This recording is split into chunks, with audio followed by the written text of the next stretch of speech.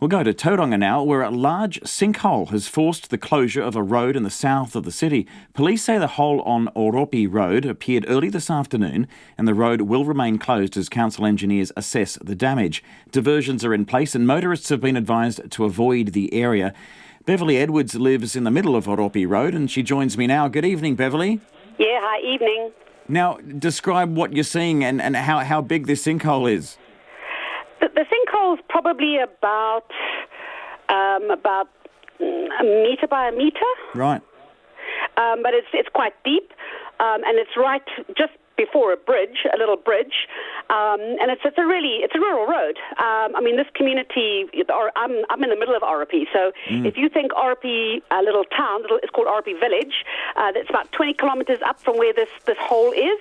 This hole's right at the town side. So that whole stretch of road, or everybody who lives on Oropi, we have to go on that road over that little bridge to get into town. So that little bridge that we all go over, that's where the hole is, and that's why we can't use that road. So you had to take the long way home today? We had to go the long way home. And how much longer did that add to your trip? Probably about an extra 10 kilometres, so you have to go back a little bit into town, along the highway, back around Pies Pa, up through the Oropi Gorge. You then pick up by the school, which is probably but that's by the Oropi Village, so that's about 21 k's out of town.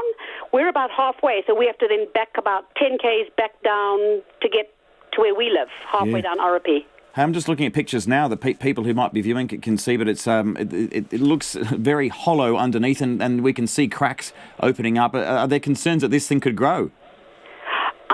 I'm not surprised that there's concerns that this thing could grow, because it's on a little bridge, and that little bridge, probably we've been living here about 8 years. In about the last 2 years or so, there's a river that flows underneath.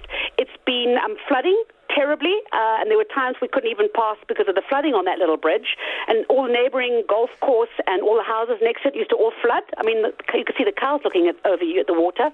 So they've recently taken the water, I don't know, it's something called a weir, W-E-I-R, I just read, that they deflected the water so it stopped flooding the little bridge, but that little bridge is still the same ye-old little bridge from I don't know how long.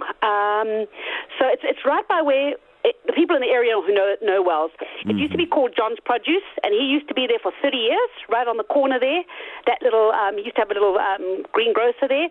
It's right there. It's that little area where this hole is.